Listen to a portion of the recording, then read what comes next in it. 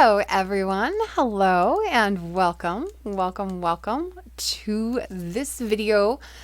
June and July 2020 eclipse season, the critical dates and degrees that you need to know. Thank you so much for joining me. I'm Phaedra. I'm the astrologer and artist of Mystick, Physick, Astrology, and I use Western sidereal astrology in my practice to help you kind of reconnect with your soul purpose and remember why you came into this world to begin with. Welcome to the broadcast. We're going to be talking about the upcoming mid-2020 eclipse season. Eclipses mark profound moments of permanent change, and they serve to remind us that sometimes things are completely outside of our control and our ability to influence. Thank you for joining me on this broadcast. We're going to cover the upcoming mid-year eclipse season, like I was saying, with an eye specifically towards how to know whether or not you're going to be personally affected and whether that effect will be challenging or easy for you to accommodate into your life.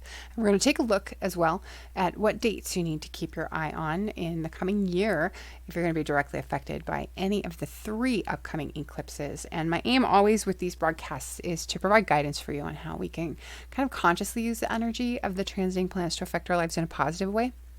And so really the idea is if we look ahead, we can see what's coming, we can understand what we're seeing, we can be better prepared, and we can learn how to respond to our astrological transits rather than just reacting to them and kind of constantly being buffeted about by them when they happen. So please, I want to invite you, like and share this broadcast, tag a friend if you know someone who might be interested in what we're going to be talking about today. And you can always follow Mystick Physick on Facebook. And please be sure to subscribe to the YouTube channel. I invite you to subscribe and to click on the notification bell. And that way you'll always get notifications whenever we upload videos like these, even though I can't tell you how many times I've recorded this in the last couple of weeks and I still can't get good sound. I don't know what my problem is lately. The mystery sound issue for live streaming. So this one is being recorded, not live, and I will share it with you after the fact. And this is not how I normally like to do my astrology videos. And so I invite you, if you're watching the replay, please share your comments and questions in the comments below, and I'll be happy to circle back around and address any questions that you might have as we work on what's going on for this eclipse season, right? So what I want to do first off is kind of give you a short recap on eclipses and how they function. I have a more in-depth video that I've linked to in the video description here, just down below. So you check that out if you need a refresher or if you haven't watched that yet. It's called Eclipse Essentials, 3 important eclipse essentials that you need to know, I believe is the name of the video. So eclipses happen in 18 to 24 month long cycles in pairs of signs opposite each other in the circle of little animals that we call the zodiac. So eclipses are many times stronger than a typical lunation, a typical full or new moon, and they can activate the sign or the house exactly opposite from the one that they occur in. And so that's an important thing to keep in mind. You don't want to be looking over here and not looking over here if there's a chance that something could come up on either side of your chart. But they're many, many times stronger than a regular new or full moon, and that's part of why they're so important. They expose what's hidden to your awareness, they reveal secrets, they reveal missing or hidden information, right? And so they can bring essential pieces to light for you that you might need during a period of change. A great deal of change is associated with eclipses, usually through very permanent endings or through brand new beginnings. The strongest types of change or the strongest influence is felt by folks with a planet or a personal point at or near the eclipse degree, although we can still be affected if the eclipse falls in our sun or rising sign, even if we don't share a degree with the eclipse. And so the kind of change that an eclipse can bring is typically tied to events outside our ability to control. We can only accommodate the changes in our lives either willingly or unwillingly, with acceptance or with resistance. And generally, I would encourage you, an attitude of surrender is a far better way of working through your eclipses than resisting them. Eclipses can force necessary change, especially in circumstances where it's change that we've been avoiding, that we know we need to deal with, that we know we need to address or do or take on, but we're avoiding it for some reason, whether it requires that we step outside of our comfort zone, or whether it's because it just seems too painful or too momentous or too difficult or uncertain. Doesn't matter why we might be resisting it. If it's change we've known we've needed to deal with for a long time and we've been dragging our feet about it, sometimes eclipses have a way of forcing that change upon us. So it's kind of like a ready or not, here I come type of season, if you want to say that. But what I would invite you to do is, if you need a more in-depth exploration of how eclipses work in our lives and how to navigate them, check out that video, 3 important eclipse essentials you need to know. I'll wrap my brain around it here. And I've included, like I said, a link to that in the video description. But in that video, what I cover is how eclipses affect you in general, and how to determine the same kind of method that we're going to be using here today, how to determine whether or not a given eclipse will affect you directly, regardless of what type of zodiac that you use, and how you can figure out how and why you'll be affected, and what you can do to prepare. And all of that is very, very important. With this broadcast today, what I want to do is talk to you about how to know if these 3 upcoming eclipses in particular affect you directly. And we're using the Fagan Bradley Sidereal Zodiac today, so if you need to look up your sidereal sign placements, you can use our super easy online calculator at mystickphysick.com/sidereal tools. And I've included a link in the video description for that as well. And by the Fagan Bradley Sidereal Zodiac, we're coming to the end of the Gemini Sagittarius eclipse series, which began July 12th, 2018, 2 years ago. And it's going to end July of this year with the last eclipse in this series. It's a full moon lunar eclipse in Sagittarius. And at the same time that we're going through the wrapping up of the Gemini Sagittarius series, we're beginning the new series of Taurus Scorpio eclipses that start June 5th of this year. And they're going to last through May 15th, 2022. So another 2-year eclipse series. And what that means is that we have a new period of change unfolding over the coming 24 months, affecting those folks with Taurus or Scorpio sun or rising sign the most, or for anyone who has a personal planet or point at an eclipse degree, for any of the eclipses that are going to be coming up in the coming 2 years during that 2-year time frame. And so what happens is, at the same time, folks with Gemini or Sagittarius sun or rising, or the planet or point at one of the eclipse degrees in that series, who've been undergoing these major shifts and transformations unfolding in their lives in the past 2 years, those folks are going to start to see those changes shift into the final stage of transition over the coming months. And so the houses that Gemini, Sagittarius, Taurus, and Scorpio occupy in your sidereal natal chart are the houses which are going to be activated by the June and July eclipse series. Okay. And so in some cases, do keep in mind that eclipses can activate a house or sign opposite of where they occur. And when we're speaking in terms of medical astrology, that can also include activating the body part ruled by the sign opposite. So if there's a medical issue that comes up during eclipse time, or if there's a health impact of an eclipse, look to both parts of the body potentially to be influenced. So let's talk in particular about the June 5th full moon lunar eclipse in Scorpio. For the dates and degrees that you're going to want to check, you're going to want to check earth and water signs. So look for a planet or point at 20 or 21 degrees of Scorpio, Pisces, Cancer, Taurus, Virgo, or Capricorn. Planets or points within plus or minus 4 or 5 degrees of either side can be considered. The effect is going to be a lot stronger the closer that they are, so keep that in mind. The June 5th, 2020 eclipse news could be delivered at any of the following dates. This is where you're going to want to grab your pen and pencil, your planner, jot these dates down in your calendar. April 4th. So now thinking back about a month ago, did something significant happen to you in the area of your life ruled by Scorpio, or the sign exactly opposite? April 4th. And then May 5th.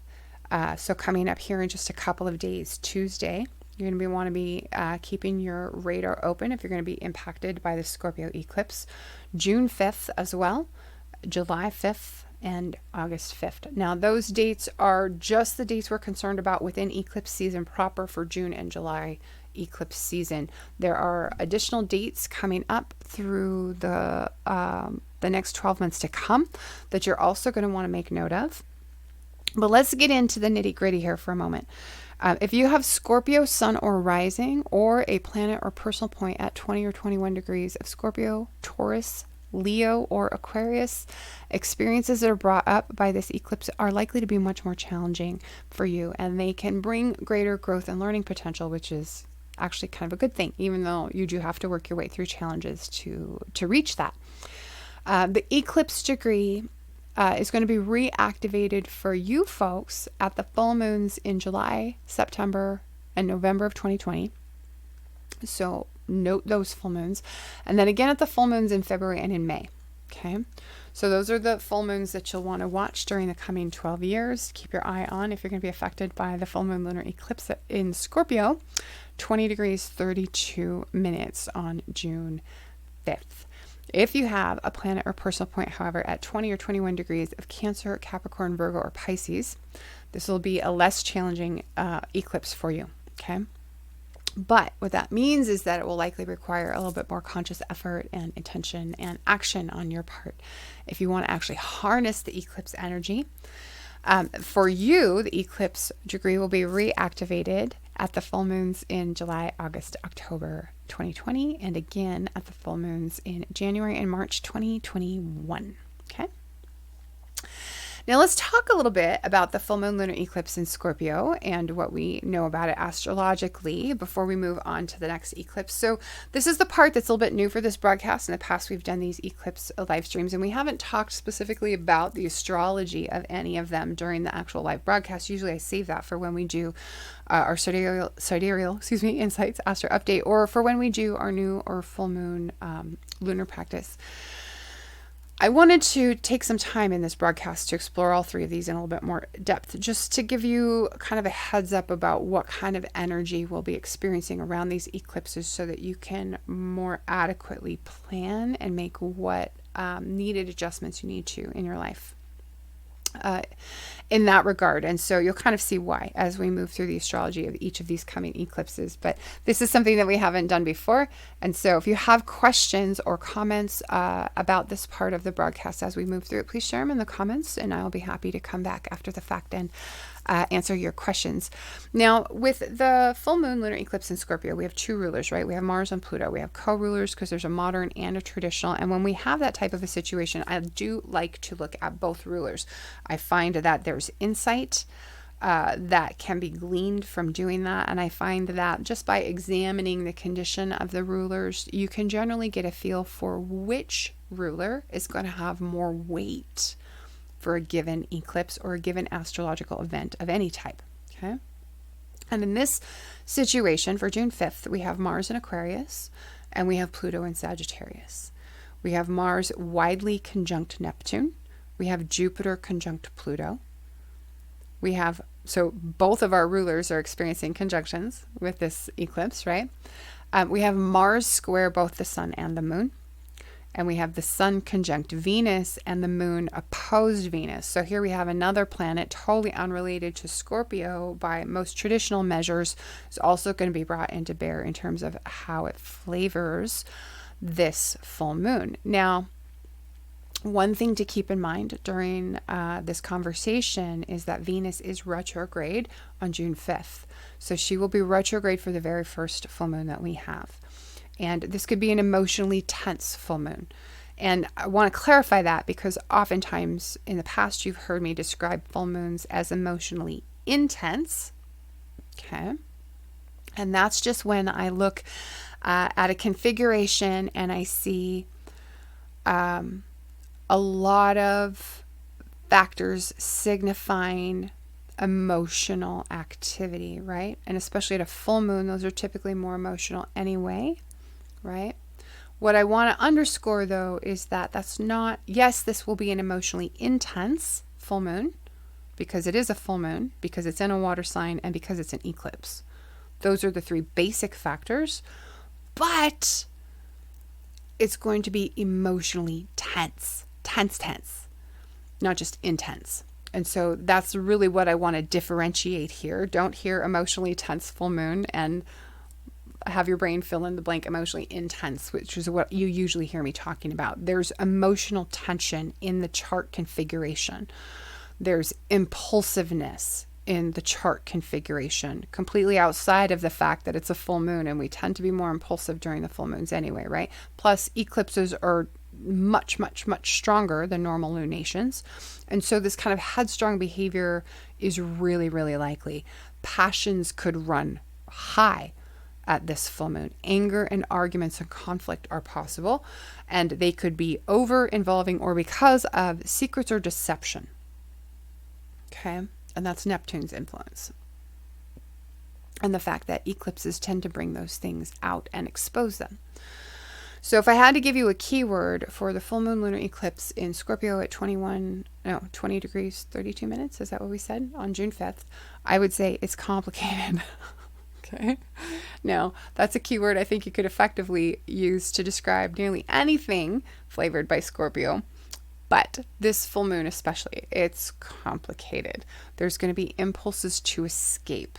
And this is one where planning ahead is really going to work in your favor. And it's part of the reason why I wanted to do this broadcast ahead of time with information about the actual lunations themselves and how they might play out, because you're going to want to be able to plan ahead and prepare for that, especially given our current circumstances, right?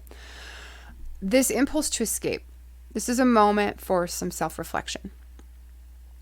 If you normally handle these types of influences in a healthy way, go read a book for an afternoon or take a bubble bath or, put in a movie or something where you can just kind of give yourself a chance to unplug and chill out and just kind of relax.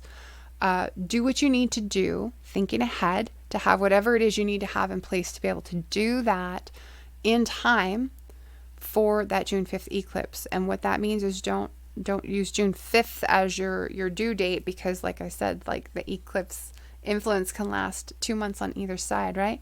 And it intensifies the closer we get to the eclipse. So get prepared now, especially where we're experiencing such unprecedented stuff in the world. Who knows what like delivery times could be if you need to order something so that you have it in your house in time to need it. Whatever it is that you do for healthy escapism, prepare for that now. Make sure you have what you need in place as we go into late May and early June. And then the flip side here is that if you tend to handle impulses to escape in a not so healthy way, then you want to anticipate that too. You want to recognize that we could be entering a period where you might be more susceptible to doing something unhealthy or following an unhealthy impulse. And so what I would like you to do is use this time to prepare in a couple of ways. One way is think about things that you could do to channel this impulse or give yourself a healthy outlet for escapism. Think about what you could do now and get that ready. But then also what that means is if there's things that you need to not have around because of an unhealthy way of dealing with an impulse to escape, now's the time to be clearing those things out of your life and out of your presence and out of your home. So get rid of the stuff that would be your unhealthy behavior. Make it as difficult for you to execute an unhealthy behavior as possible, and get in place the tools that you need for healthy methods of escaping from the day-to-day grind as we move into late May and early June and eclipse season. Okay. Now, keep in mind, business and relationships, money, values, all of these things are going to be on the mind during the June 5th eclipse. We're really kind of seeking to understand the correct course of action with this eclipse. That's really what it's about. We're trying to understand the correct course of action forward. But the problem is that not all of the information that we need is going to be available. Not all the knowledge that we might need is going to be available. And so we're really going to have to wait and see kind of what reveals itself. Now, it's possible you could have a stroke of insight about what to do, or a stroke of insight about a new course of action that you could take going forward. Inspired action is really the catalyst for this full moon. Okay. What I would encourage you to do, though, is not make any agreements with a partner. Because the June 5th the June 5th eclipse, like I said, we have Venus retrograde, and Venus rules partnerships. Also, when Venus is retrograde, there's just certain things that really aren't very well supported. I did talk about that a little bit in a couple of previous broadcasts.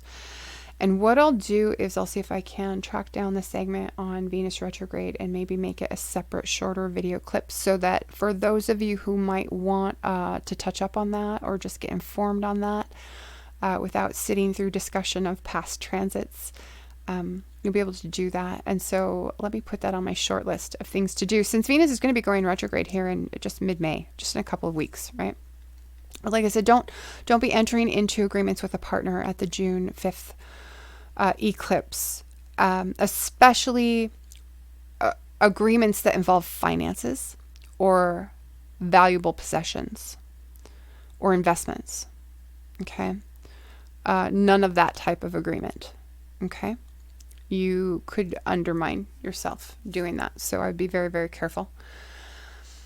The June 21st, 2020 new moon solar eclipse in Gemini at 5 degrees 19 minutes. That's the next one. It'll happen 2 weeks later after the full moon lunar eclipse, in Scorpio. We'll have our new moon solar eclipse in Gemini. I'm speaking backwards today. It's probably because I've recorded this video I don't even know how many times and I just haven't got it right yet. Tongue-tied. So check air and fire signs for the new moon eclipse in Gemini. We're going to be looking for a planet or a personal point at 5 or 6 degrees of Gemini, Libra, or Aquarius, Sagittarius, Aries, or Leo. Okay.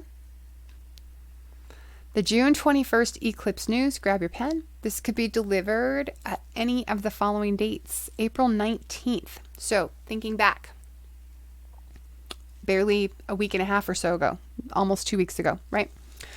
April 19th, did something significant happen in the days around April 19th related to your Gemini house or even potentially your Sagittarius house? Okay. May 20th. So coming up later this month, that's my little brother's birthday. June 21st, July 22nd, and August 22nd. Now, those are the dates just within eclipse season proper. There are more dates in the coming 12 months that you'll want to have kind of on your radar. If you have Gemini sun or rising, or if you have a planet or personal point at 5 or 6 degrees of Gemini, of Virgo, of Sagittarius, or of Pisces, experiences that are brought up by this eclipse are going to be more challenging, and they're going to bring greater growth and learning potential. The eclipse degree is going to be reactivated for you. Get these dates at the new moons in July and October of 2020, and at the new moons in January, April, and July of 2021. Okay. And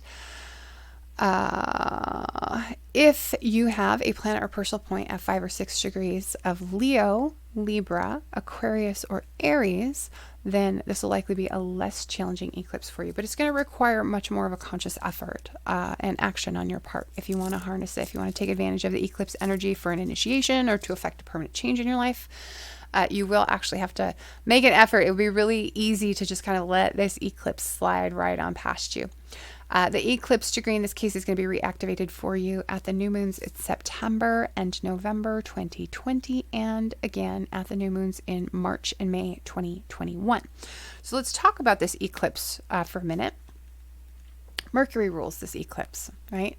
Mercury is retrograde on June 21st. Mercury is in Gemini on June 21st. So kind of an interesting situation where the ruler's weakened in retrograde, but supported by being in their sign of rulership. Now, something else to keep in mind on June 21st is that Venus will also still be retrograde at that point in time.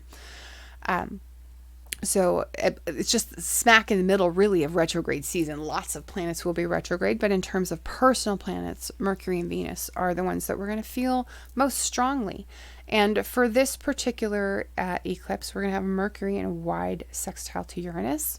We're going to have Mercury sextile to the transiting ascendant, which is conjunct the transiting part of Fortune. That's also relevant for this eclipse. We have Mars sextile Jupiter. the planet of action and drive, right? Getting a nice shot in the arm from expansive Jupiter. And we have Jupiter conjunct Pluto. That's big transformation, big change, right?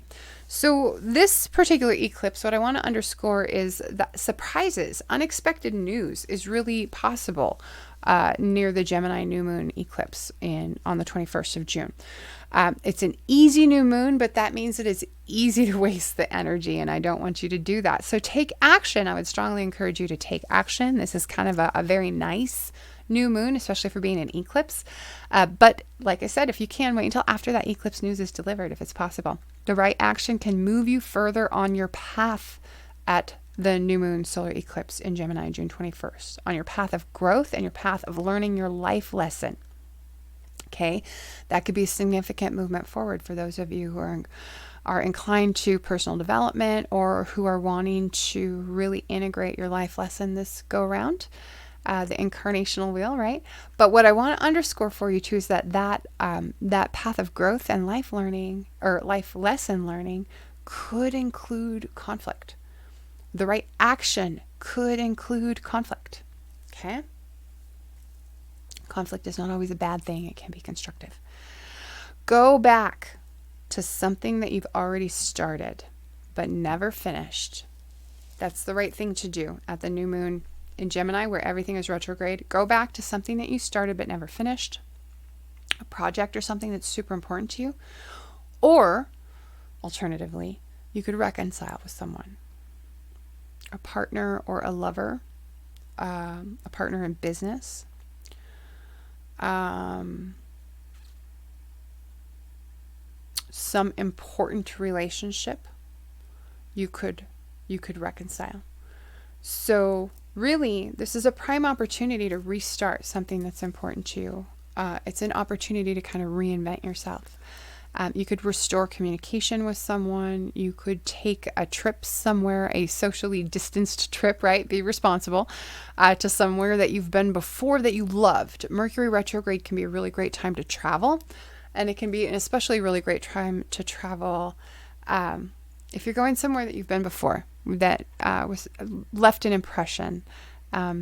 Use Mercury retrograde to go back for another visit. So there's a couple of interesting things about this new moon that I like.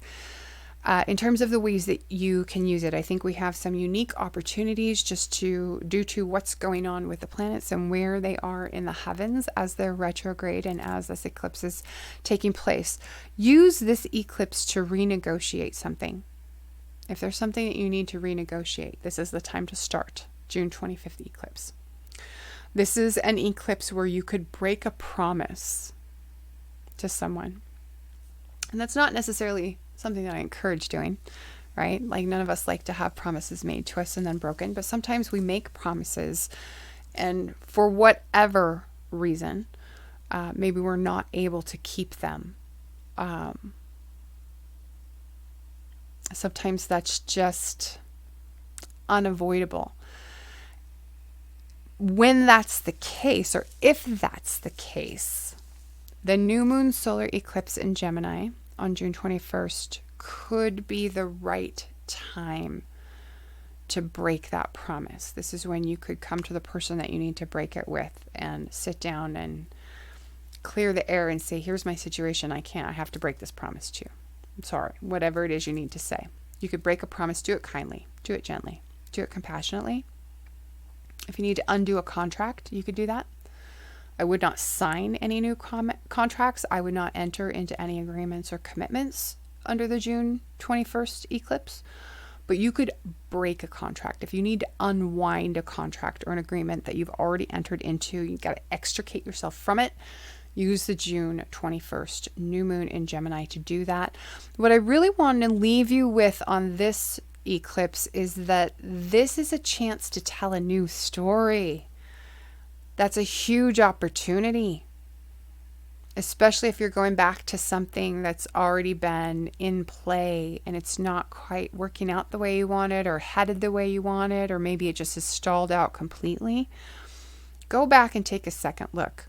Where does it need tweaked? Where does it need reworked? Where does it need to have adjustment made to it? Have your values changed? Have your priorities changed? Is something else important to you now? Is there something different that you want? Is there something different that you desire that maybe wasn't there when you first started or when you first embarked down that road or on that journey? If that's the case, the June 21st new moon is a wonderful opportunity to go back and tweak things and then restart. Okay? Assess where those changes are, assess what's changed for you, assess what's changed in your life. Make the shifts and adjustments that you need, or at least identify what they are, and then use this new moon to make your initiation. That would be a fantastic way to use the new moon solar eclipse in Gemini on June 21st, even while everything is retrograde, right? You can still use a retrograde new moon, and I would encourage you to do that. Okay, so use this one to really kind of think about what is your fairy tale ending for your Gemini house or your Sagittarius house. Okay, what is your fairy tale ending? Tell that story. Okay, and then moving on to the July 5th, 2020 full moon lunar eclipse in Sagittarius. This is the final one in the 3 eclipse series that we're coming into. This one's taking place at 18 degrees, 35 minutes of Sagittarius. So we're going to be checking fire and air signs. Look for a planet or a personal point at 18 or 19 degrees of Sagittarius, Leo, Aries, Gemini, Libra, or Aquarius. Okay. So planets or points within plus or minus 5 degrees either side. Like we said, you can consider those, although, like we repeated in the past, the effect is going to be greater the closer they are to the eclipse degree. The July 5th, 2020 eclipse news could arrive on any of the following dates. May 3rd, that's tomorrow. So keep an eye on today, tomorrow, the next day for any kind of significant news to come up in your life. June 3rd is another date. July 5th. August 5th and September 5th, 2020. Now, these are the dates just within eclipse season proper. Like with the last 2 eclipses, we have more dates through the coming 12 months for all of you to keep an eye on if you're affected. If you have Sagittarius, sun or rising or planet or personal point at 18 or 19 degrees of Sagittarius, Gemini, Virgo, or Pisces. Experiences brought up by the full moon lunar eclipse in Sagittarius on July 5th will be more challenging. They'll bring growth and learning potential, but they'll be more challenging. Okay. It's because, like I said before, we're working with oppositions, conjunctions, squares. And so this is tense, crisis type energy, right? Transformative energy. The eclipse degree is going to be reactivated for you, though, at the full moons in August, early October, December 2020, and the full moon in March 2021. Now, I say early October 2020 because in October we have 2 full moons, one at the very beginning of the month and one at the very end of the month. So the one in early in the month is the one that you're going to keep your eye on if you happen to have Sagittarius, sun or rising, or planet or point at 18 or 19 degrees of Sag, Gemini, Virgo, or Pisces. Okay. Now, if you have a planet or personal point at 18 or 19 degrees of Aries, Leo, Libra, or Aquarius, the air and fire signs, this will likely be a less challenging eclipse for you, but it's going to require much more, intention and conscious effort and energy on your part to leverage the eclipse energy. And I would encourage you to do that. This is a good eclipse for this one. Pretty sure. We'll get into it. It's coming up. I might be confusing it with the Gemini eclipse, which I rather liked the Gemini eclipse, but I have Gemini rising, so maybe I'm kind of partial. Who knows? All right. So if you happen to have a planet or personal point at any of those signs, the air or fire signs at 18 or 19 degrees, then this eclipse degree for the Sagittarius solar eclipse July 5th, that'll be reactivated for you again at the full moons August, September, and October 2020. And again at the full moon February and April 2021. Okay. Now Jupiter rules this full moon. And again, just like with the new moon in Gemini, Jupiter is retrograde. And he's in his rulership. He's going to be in Sagittarius, right? So this is really an opportunity for second chances. I like this full moon for that possibility. It's an opportunity for second chances, really. So we have Jupiter sextile Neptune. We have Jupiter conjunct Pluto. So this is kind of big transformation energy, big change energy, but that also has a little bit of the Neptunian flavor. And Neptune can be responsible for things like deception and disappointment, that sort of thing. But Neptune also speaks to our higher spiritual natures as well, and our ability to grow and transform on a spiritual level. And so I think you could really tap into that with this particular eclipse if you are so inclined to do that. This is really an eclipse that's about second chances. And I think I really kind of said that already, but I want to underscore. We have the moon square, the transiting ascendant with this eclipse. We have the moon trine Uranus and the sun sextile Uranus. And it's interesting in terms of second chances because it could involve things like sudden reversals or unexpected changes. This is really an impulsive full moon. There's a potential for really headstrong kind of behavior. Passions can run high, just like we were talking about with the full moon eclipse in Scorpio in June. Full moons are impulsive anyway, right? And eclipse full moons even more so, right? And with the luminaries, which of course are our eclipse planets, as we say, even though they're not really planets, with the luminaries in aspect to Uranus with this, that just kind of augments all of it.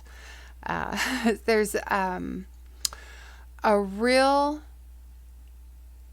chance for like impulsive, headstrong behavior and revolution, rebellion type mentalities. There's a sense of the exaggerated with this eclipse, big new ideas, idealism, right? This is an eclipse that could bring widespread change. Watch for widespread change, widespread transformation, widespread destruction. There's a little bit of a flavor of corruption to this full moon. It's potentially very destructive where we have a weakened Jupiter conjunct Pluto. And if I had to give you a keyword for this particular eclipse, I would say it's big, which is kind of funny because you would usually use a keyword like that to describe anything Jupiter touches. It's big. Jupiter is big. And he makes things bigger. And that is just really kind of what the chart is showing this time around. And so really what this boils down to is if you have a planet or personal point within plus or minus 4 or 5 degrees of any of the eclipses making a major aspect to an eclipse within plus or minus 3 degrees, then yes, you are very likely going to be personally affected. And you could feel the eclipse through close personal contact, like a family member or something. But you'll want to pay attention to the relevant dates that we've gone over for events to happen during eclipse season, and then watch the newer full moons noted for the coming 12 months when the relevant eclipse is reactivated for you, because that's when further developments could come to light. The big thing to take away is wait to make important decisions or commitments until after your eclipse has delivered its news. And really, so now that you know if you'll be affected by any of the upcoming eclipses, you're probably wondering what that means for you personally. And what I've done is created a way to help you with that. And I want to share that with you today before we hop off. What I'm really hoping is that you can kind of see how it's possible to look ahead and prepare yourself for the changes that an eclipse can bring. Even if you don't know much about astrology, we walk through the process. Today, it's the same process no matter what zodiac you use. If you use a tropical zodiac, if you use a Lahiri zodiac, it's the same process. If you're not sure what to expect, it's fairly easy to kind of suss out with a little bit of guidance and a little bit of basic astrological understanding. And, you know, even if you don't have the resources to invest in a one-on-one private reading, this mini group program that I've created, I think could really serve you.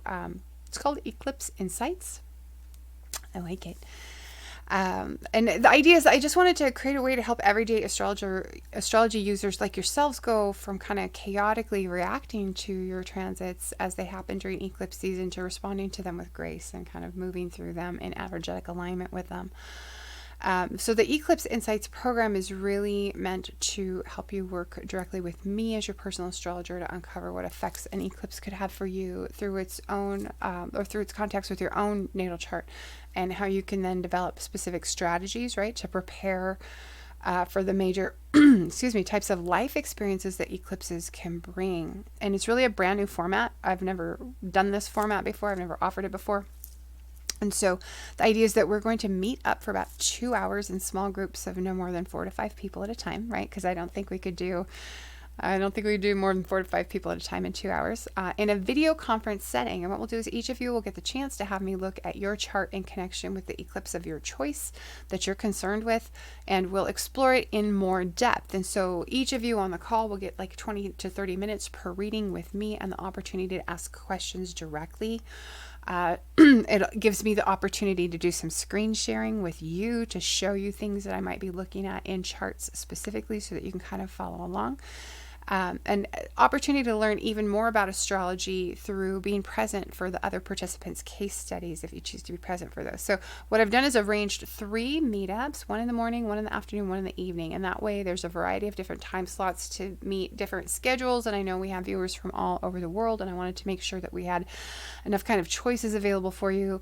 And if you need to book more than one slot, book more than one slot. If you have more than one eclipse that might be affecting you as we come into 3, please book a slot for however many eclipses you want to take a closer look at that might be relevant to you.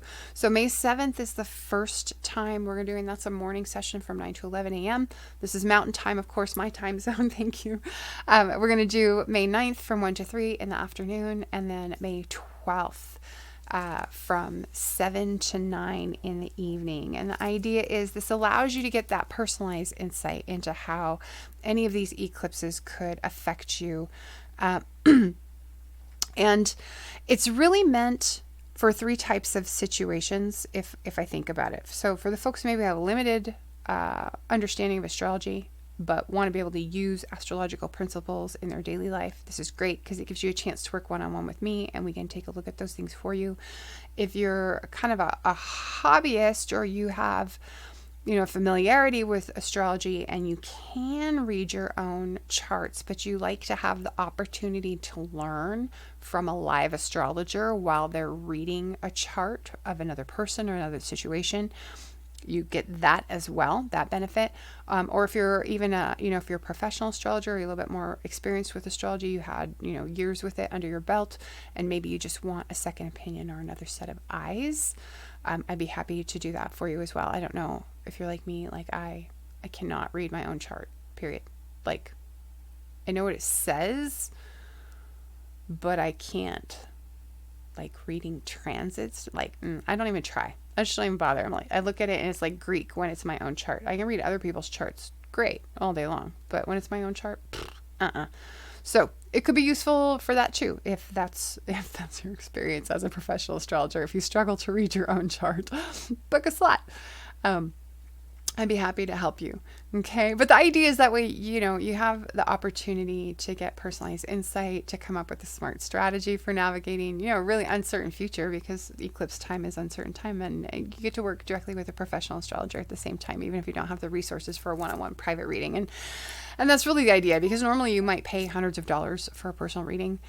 Or even like $97 for a 1-question mini reading. I'm making this program available at $57 a seat, so super affordable. There's going to be 12 seats total, 4 in each of the 3 time slots. But if you sign up right away, if you sign up right now, I'm going to knock $20 off the per seat price. Now, that's only for a very limited time. It's really kind of an early bird special thing.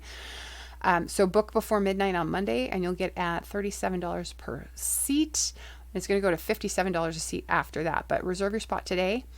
There's a link in the video description, and you'll get a chance to have me look at your chart in person, one-on-one, in connection with the eclipses. And we'll be able to look at all sorts of things. We'll be able to look at, do you have other types of contact with the eclipses? Like, what are the conditions of planetary rulers in your chart, and where are they? Where do we find the planets? We'll be able to tease out a lot more nuance in terms of how you might be affected by any of these 3 particular upcoming eclipses. Okay. And so I want to invite you to please visit the link and sign up for that. And thank you all so much for joining me on today's video. And please leave me your questions and your comments below, and I'll be happy to answer them. Thank you so much. I love working with all of you. Thank you all for watching, for subscribing. If you're new to the broadcast, thank you for joining us. If you've been around for a while, thank you for coming back. And we'll all see you again next time. Bye-bye.